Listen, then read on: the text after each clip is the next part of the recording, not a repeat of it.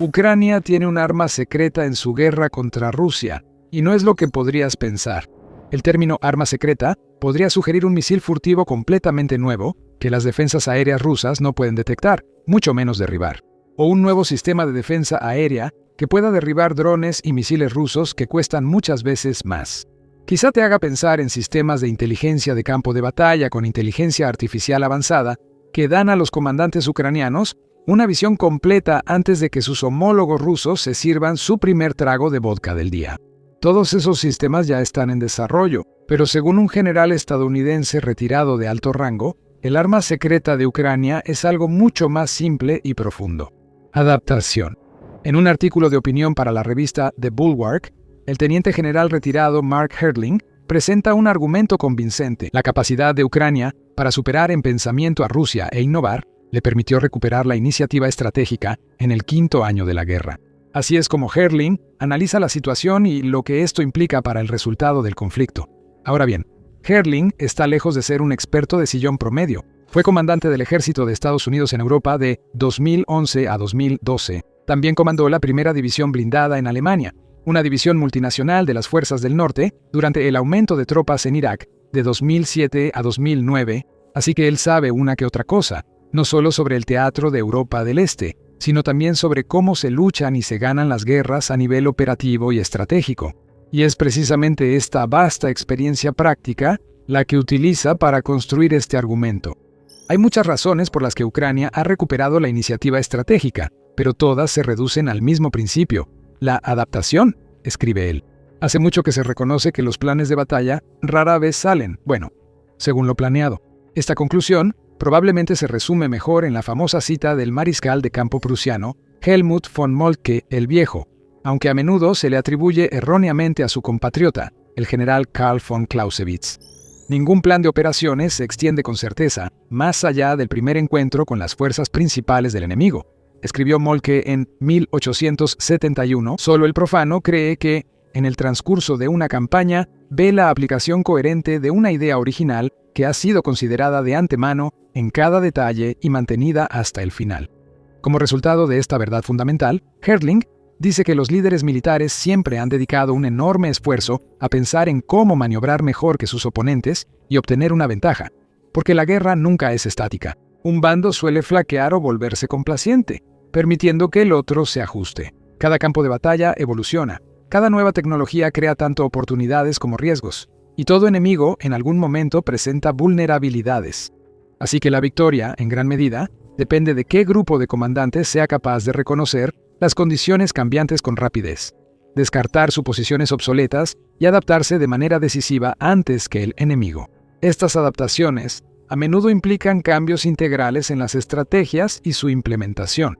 Un buen ejemplo es cómo Ucrania adoptó la guerra con drones a gran escala para superar su gran desventaja en personal y armamento convencional de campo de batalla, al menos en comparación con Rusia. Como discutiremos un poco más adelante, este movimiento cambió fundamentalmente y sigue dando forma al curso de la guerra. Pero a veces, incluso adaptaciones sutiles en el espacio de la información pueden hacer una gran diferencia en cómo se desarrollan las cosas en las líneas del frente, como lo demuestra este ejemplo. Hertling afirma que en Irak, los comandantes estadounidenses notaron que debían actualizar las frases usadas en sus comunicaciones con el público estadounidense e iraquí. Al principio, Estados Unidos confiaba en la frase «ganar corazones y mentes», que antes le había servido para obtener apoyo nacional y operativo en operaciones militares contra insurgencias. Sin embargo, según Hertling, nos dimos cuenta de que los iraquíes no querían eslóganes de la época de Vietnam, y ciertamente no querían ser como nosotros. En cambio, ellos querían seguridad, confiabilidad y colaboración. Reorientamos nuestra forma de pensar hacia la idea de ganarnos la confianza de los soldados iraquíes y de la población civil, demostrando esto al luchar junto a ellos en vez de solo operar alrededor. Este sutil cambio de mentalidad, lenguaje y enfoque operativo ayudó mucho a ganar la confianza del pueblo iraquí. Es un ejemplo conmovedor de cómo los cambios sutiles pueden hacer una gran diferencia en el resultado final de un conflicto. Pero Estados Unidos también se vio obligado a hacer adaptaciones mucho más visibles y cinéticas en el campo de batalla real en comparación con sus planes originales. Porque Estados Unidos ejercía una fuerza incomparable en comparación con las diversas milicias a las que se enfrentó en Irak. Los insurgentes aprendieron por las malas que no podían combatir fuego con fuego y cambiaron las reglas del juego. Adoptaron tácticas asimétricas para las que Estados Unidos no estaba listo. Comenzaron a emplear ataques descentralizados, bombas al borde de la carretera y operaciones de información diseñadas para minar el apoyo público y el impulso operativo. Por un tiempo, la estrategia funcionó. Hertling señala que las respuestas iniciales de Estados Unidos quedaron rezagadas ante la amenaza en evolución, a veces por años. Sin embargo, los comandantes y soldados estadounidenses finalmente se adaptaron. La inteligencia se integró mejor con las operaciones. Se implementaron tecnologías contra artefactos explosivos improvisados. Se introdujeron operaciones descentralizadas y guerra electrónica y se establecieron asociaciones más estrechas con las fuerzas locales. Al final, como dice Hertling, el éxito llegó porque las fuerzas estadounidenses finalmente aprendieron más rápido que el enemigo. Pero no siempre es el caso que la fuerza más grande prevalezca al final. Con mejor criterio y una adaptación más rápida, una fuerza más pequeña y menos poderosa es capaz de superar a fuerzas más grandes que son más lentas para adaptarse. Eso es justo lo que Hertling dice que ocurre en Ucrania. Hay numerosos ejemplos históricos de cómo este tipo de adaptabilidad estratégica ha cambiado el statu quo a favor del lado desfavorecido. El más famoso es probablemente la batalla de las Termópilas en el año 4080 a.C., donde una pequeña coalición de fuerzas griegas, famosa por los 300 espartanos liderados por el rey Leónidas I, resistió al ejército invasor mucho más grande de Jerjes I de Persia. La historia fue inmortalizada con algunas licencias ficticias en la exitosa película de 2006 dirigida por Zack Snyder, 300. Aunque los griegos finalmente fueron derrotados en una pérdida táctica, la resistencia heroica causó grandes bajas a los persas, inspiró la unidad griega y retrasó el avance persa. El retraso permitió a las fuerzas griegas reagruparse y lograr victorias decisivas en Salamina y Platea, lo que puso fin a la invasión persa. Pero el paso de los milenios no ha disminuido la efectividad de fuerzas pequeñas y adaptables, superando a fuerzas más grandes y lentas si se adoptan las estrategias y tácticas correctas de manera atemporal. Y ejemplos más recientes lo demuestran. Hertling señala la guerra de Vietnam, mientras que él dice que la ofensiva del Tet en 1968 fue un fracaso militar absoluto para los norvietnamitas que prácticamente extinguió al Vietcong como fuerza de combate. El Vietcong se adaptó, evitando batallas suicidas contra fuerzas estadounidenses superiores y optando por tácticas de guerrilla. Estas tácticas asimétricas extendieron la guerra y elevaron el costo, volviéndose insostenible políticamente para el liderazgo estadounidense. Estados Unidos tuvo que retirarse. Vietnam continúa bajo liderazgo comunista, con una economía de mercado socialista próspera y buena relación con Estados Unidos. Mucho más cerca de casa, en términos de Ucrania, Hertling también cita el ejemplo de Finlandia durante la Guerra de Invierno de 1939 a 1940. Los finlandeses usaron tácticas asimétricas como el camuflaje invernal, movilidad en esquís y armas improvisadas como los cócteles Molotov para luchar contra el enorme ejército rojo soviético. Hertling llama al resultado un empate, lo cual quizá exagera un poco.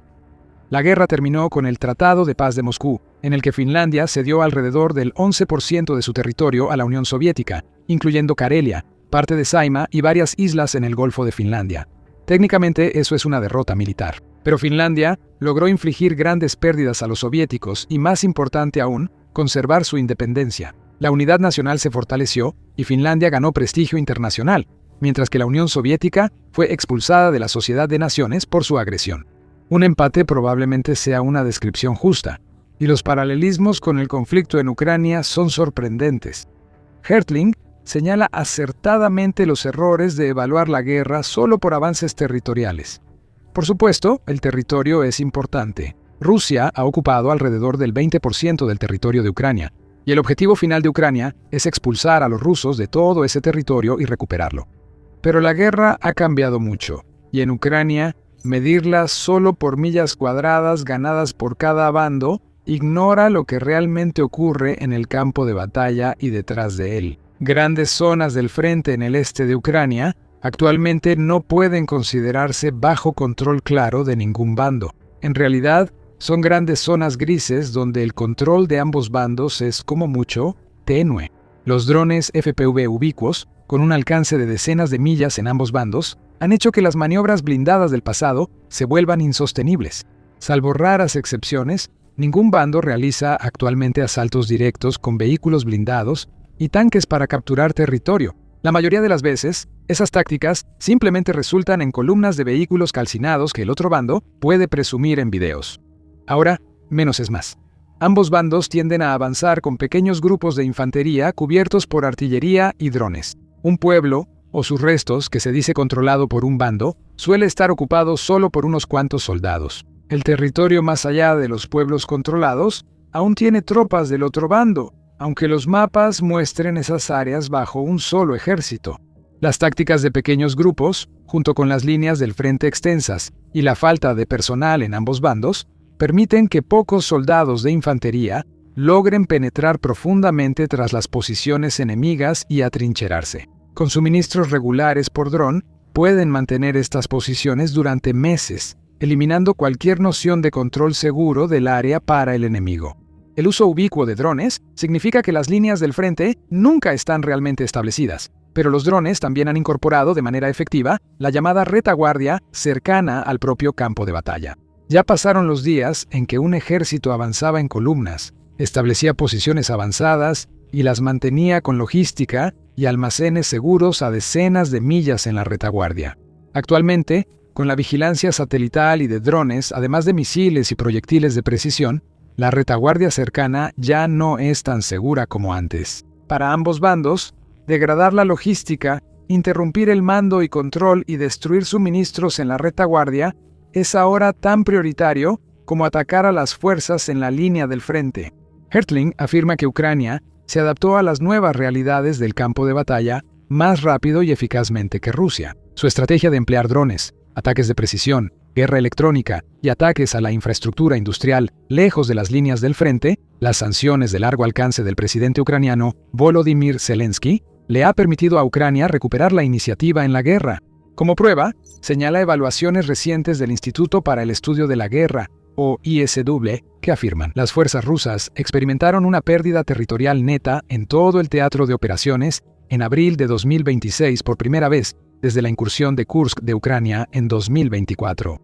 Ahora, solo un recordatorio rápido para que te suscribas al canal si aún no lo has hecho. En el Show Militar, damos actualizaciones diarias sobre los principales desarrollos militares y análisis sobre su significado. Así que dale clic al botón de suscribirte para que nunca te pierdas nada. Ahora, dependiendo de dónde obtengas tus noticias, esa cifra del ISW es tema de cierto debate. La afirmación del ISW de que Ucrania logró recuperar un total neto de 72 millas cuadradas de territorio durante abril ha sido ampliamente difundida en los medios occidentales y ucranianos, pero desafortunadamente no hay mucha corroboración independiente, al menos por ahora. El War Tracker de The Economist sugiere que este año Rusia ha sufrido pérdidas territoriales pequeñas, pero sostenidas por primera vez desde octubre de 2023, pero sin confirmar la magnitud. Y eso es todo. Por su parte, los rusos están presentando una imagen muy diferente. El jefe del Estado Mayor ruso, Valery Gerasimov, declaró recientemente que las fuerzas rusas habían tomado más de 1000 millas cuadradas de territorio, capturado 80 localidades y liberado la última localidad restante en la región de Lugansk. Durante 2026, imágenes geolocalizadas parecen corroborar al menos la última parte de esa declaración. Hertling llama a esta gran diferencia la creciente brecha entre lo que dice el Kremlin y la realidad en el campo de batalla, pero nadie sabe qué ocurre realmente. Como hemos explicado, para cualquiera de los dos bandos, describir un territorio como bajo control total hasta que las líneas del frente se hayan movido docenas, si no es que cientos de millas más adentro del territorio enemigo, probablemente sea engañoso en el mejor de los casos. La mayor parte, en realidad, es una zona gris, donde el control nunca es completamente seguro y las posiciones pueden cambiar de manos, a veces varias veces en el mismo día. Hertling no lo ve así. En su opinión, los altos mandos militares que exageran los éxitos a menudo revelan debilidades institucionales más profundas. En sistemas autoritarios, líderes civiles y militares suelen alterar informes para cumplir expectativas en vez de mostrar la realidad operativa. Con el tiempo, esas acciones distorsionan la toma de decisiones militares y políticas, debilitan la capacidad de adaptación y provocan disfunción estratégica. Eso ocurre en Rusia desde antes de la invasión a gran escala y parece continuar. Probablemente tiene razón, pero es un argumento peligroso. Mientras que Rusia ha sido sorprendida varias veces proporcionando lo que los blogueros militares rusos llaman sarcásticamente informes hermosos, Ucrania tampoco ha sido inmune a embellecer sus propios informes. En abril de 2026, los comandantes de la 14ª Brigada Mecanizada Separada y del 10º Cuerpo de Ejército fueron destituidos después de que una investigación revelara que habían ocultado fallas críticas en el suministro. Los soldados estaban gravemente desnutridos por la falta de comida y agua y se perdieron posiciones. El Estado Mayor General declaró que el mando anterior había ocultado la verdadera situación. Anteriormente, a finales de 2025, los comandantes de la 54ª Brigada Mecanizada y de la 10ª Brigada de Asalto de Montaña fueron despedidos por falsificar sistemáticamente informes. Mintieron sobre mantener posiciones en Siversk ya abandonadas, lo que permitió que la ciudad fuera capturada por las fuerzas rusas casi sin resistencia. Desafortunadamente, estos están lejos de ser incidentes aislados. Como dijo el cineasta ucraniano y comandante de batallón Oleh Sentsov al medio Ukrayinska Pravda, la cantidad de mentiras en nuestro estado es enorme y en el ejército simplemente tiene un volumen inconmensurable. Según la lógica de Hertling, Ucrania también sería un sistema autoritario como Rusia, pero ese no es el punto que él quiere plantear. Su punto es que, mientras Rusia miente sobre sus avances territoriales y está dando tumbos, Ucrania sigue evolucionando táctica y operacionalmente. La segunda parte de esa afirmación es sin duda cierta. Como señala Hertling, los comandantes ucranianos saben que no pueden seguir perdiendo indefinidamente proyectiles de artillería, blindados y soldados frente a un adversario más grande y con mayores reservas. Así que, en lugar de intentar igualar la ventaja cuantitativa rusa, Ucrania se ha orientado cada vez más a atacar las vulnerabilidades en todo el sistema industrial militar ruso. En lugar de centrarse en el desgaste en la línea del frente, Ucrania ha pasado a emplear tácticas más asimétricas. Específicamente, al aumentar considerablemente sus reservas de drones de ataque de largo alcance y misiles, ha atacado cada vez más la infraestructura, la logística, la producción de energía, los sistemas de navegación y las instalaciones industriales que sostienen las operaciones de combate rusas. No cabe duda que estos ataques están cobrando un alto costo. Un número creciente de videos verificados confirma que cada vez más refinerías de petróleo importantes, depósitos de combustible, instalaciones de explosivos y plantas relacionadas con la producción rusa de drones y misiles están siendo atacadas, y cada vez con mayor frecuencia. Ataques ucranianos dañaron recientemente la refinería de petróleo Kurishi, cerca de San Petersburgo, una de las instalaciones de refinación más grandes de Rusia. En las últimas semanas, también han atacado la planta BNIR Progress en Chuvashia, que fabrica sistemas de navegación y de guiado resistentes a la guerra electrónica, utilizados en drones y misiles rusos. Y esos son solo dos ejemplos entre muchos. Para Hertling, estos ataques reflejan una recolección de inteligencia cada vez más sofisticada y prioridades de ataque dirigidas a interrumpir el tejido conectivo de la maquinaria militar rusa. Al igual que en Ucrania, las defensas aéreas rusas derriban la gran mayoría de estos drones, pero la gran cantidad de drones que vuelan hacia Rusia en estos días significa que cada vez más algunos logran alcanzar su objetivo. Y no solo en cualquier lugar, sino en Moscú y San Petersburgo, los lugares más valiosos y mejor protegidos de Rusia. Evaluaciones de inteligencia occidental aseguran que las autoridades rusas han reforzado la seguridad en torno a Vladimir Putin y las instalaciones clave del liderazgo ruso. Algunos reportes indican que los ataques ucranianos, sobre todo en Moscú, han forzado a las autoridades rusas a mover sistemas de defensa aérea para resguardar instalaciones de liderazgo e infraestructura crítica. Hertling no discute que algunos de estos informes puedan estar algo exagerados, pero sugiere que su precisión, en última instancia, es menos importante que la realidad estratégica más amplia que reflejan. Ucrania ha logrado llevar la guerra al territorio ruso. Y puedes verlo en los rostros de los rusos comunes, o más bien en sus teléfonos. El gobierno restringió el acceso a Telegram en Rusia para limitar noticias negativas sobre la guerra. De hecho, te costará trabajo encontrar un solo canal ruso activo donde no se exprese descontento por esta medida. Sumado al alza de costos y una economía presionada, esta medida ha empeorado notablemente el ánimo en Rusia. Según la encuestadora estatal rusa Votsoyum, la aprobación de Putin cayó al 65.6% a finales de abril de 2026, marcando el nivel más bajo registrado desde el inicio de la guerra contra Ucrania. Eso representa una disminución significativa de más de 12 puntos porcentuales desde diciembre de 2025, lo que llevó a la Agencia Estatal de Encuestas a revisar su metodología para suavizar futuros golpes. Claro, esas cifras en encuestas son un sueño para muchos líderes occidentales. Encuestas recientes en Estados Unidos muestran que Donald Trump mantiene una aprobación de 39%, aunque sigue bajando. De los mayores aliados de Ucrania en Europa, el canciller de Alemania, Friedrich Merz, es el más popular, con una aprobación de solo el 19% y una desaprobación del 76%.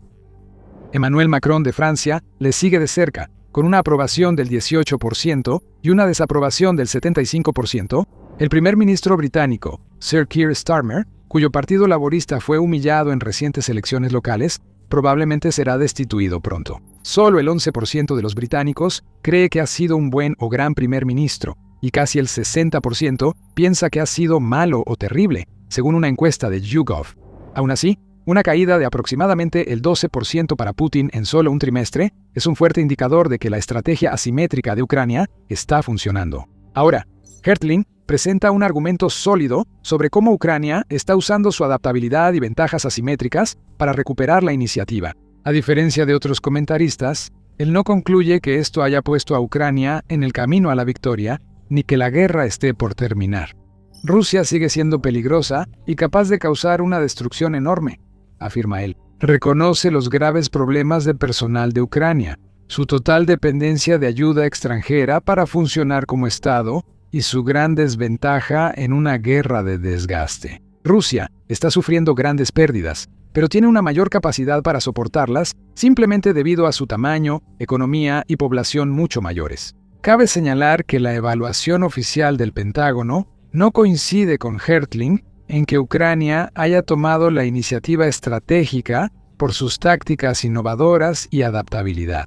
En su informe de mayo de 2026 al Congreso sobre la Operación Resolución Atlántica, el inspector general especial del Pentágono evalúa que Rusia, casi con certeza, mantiene un sistema de mando y control más efectivo que Ucrania. También casi con certeza, mantiene una mayor capacidad para llevar a cabo maniobras ofensivas persistentes y de alto ritmo, y tiene la ventaja en fuegos directos, logística, generación de fuerzas y protección de la fuerza. Rusia logró igualar el despliegue de drones tácticos, aunque Ucrania probablemente aún tiene mejor capacidad de inteligencia táctica y centrada en el campo de batalla que Rusia. Aún así, como lo demostraron los 300, el Vietcong y los firmes finlandeses en la Segunda Guerra Mundial, la victoria no siempre significa derrotar a tu enemigo en el campo de batalla. Al principio de la guerra, muy pocos habrían predicho que Ucrania seguiría en pie después de 4 años de una guerra agotadora y mortal. Pero ahí está, de pie con orgullo, para que todos lo vean. Sin embargo, hay una pequeña posibilidad de que las escaladas de Ucrania resulten espectacularmente contraproducentes. El aumento de presiones en Rusia no genera más llamados a rendirse ni a exigir la cabeza de Putin. Parecen tener el efecto opuesto, con crecientes llamados del público y líderes influyentes para una respuesta más dura contra Ucrania. Dado que es muy debatible cuánto más tiene Rusia realmente en su arsenal convencional para asestar tales golpes, existe la ominosa posibilidad de que Rusia recurra a algo más letal, armas nucleares tácticas o incluso estratégicas. La amenaza crece cada día. Una guerra nuclear borraría los principales centros de Ucrania y haría inhabitable el país, además de gran parte de Europa, Rusia y Estados Unidos. Pero si se puede evitar, hay una gran posibilidad de que la resistencia obstinada de Ucrania y su capacidad de adaptación sean precisamente lo que finalmente preserve su soberanía, dignidad y futuro, exactamente como lo sugiere Hertling. Claro, los mantendremos informados mientras evoluciona la situación.